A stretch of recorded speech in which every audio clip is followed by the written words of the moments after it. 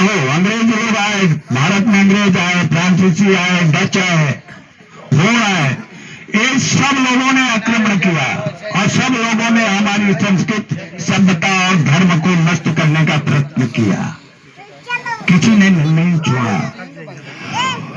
वह समाज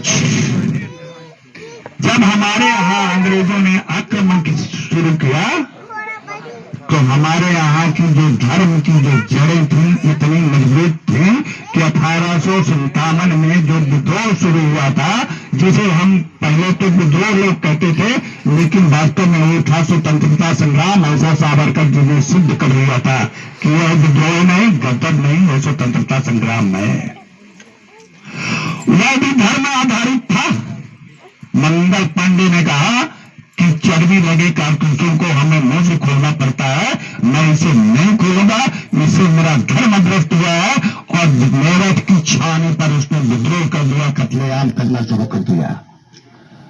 तो इस तरह से अनेक लोगों ने प्रयत्न किया है और वह श्रृंखला 1947 तक चली।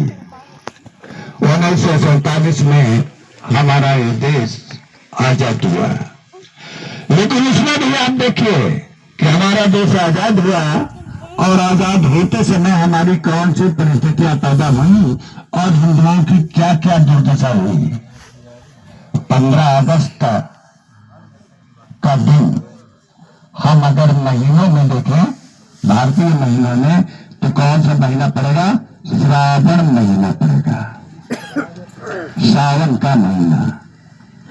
और उस सावन महीने में भारत माता को लहू लुहान किया जाता है, आदियों से चीरा जाता है, काटा जाता है। और वहां के जो हिंदू रह रहे हैं पाकिस्तान में, बांग्लादेश में,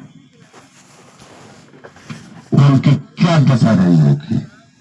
5-5 नदियों को पार करना, 24 घंटे का भी समय नहीं। नदियां बाढ़ में, आसमान से बिल्कुल वर्षा, भगवान इंद्रदेव वर्षा करने में लगे हुए हैं। ऐसी परिस्थिति में कोई क्या कर सकता है? जिसको 12 घंटे का मौका दिया जाए कि आप 12 घंटे में आपको खाली करना है, अब सोचिए क्या दशा हो रही होगी। श्री राम जेठमलानी का नाम आप सब लोगों ने सुना होगा। श्री राम जेठमलानी वो व्यक्ति थे, 17 वर्ष की आयु में उन्होंने 11वीं पास कर लिया था और उस समय एक नियम बना था कि 18 वर्ष के पहले वकालत शुरू नहीं कर सकते। तो इतना मेधावी था कि 17 वर्ष की अवस्था में 11वीं पास करने के बाद उसने वकालत स्वयं करना शुरू किया। और कैसे स्वयं करना शुरू किया? उसने अपना केस स्वयं सुप्रीम कोर्ट में डाल दिया कि जब मुझे 17 साल की अवस्था में कानून की डिग्री प्राप्त हो सकती है तो मैं 17 साल में ही वकालत क्यों नहीं कर सकता। और वो जीता, वो पाकिस्तान से ही आया था। उसने अपनी व्यथा व्यक्त की कि मैं खेत में था, क्या लेके आ सकता हूं। तो लाखों लोग अगर हमें सोचते हैं, कहते हैं कि दे दी हमें आजादी बिना खड़क बिना ढाल,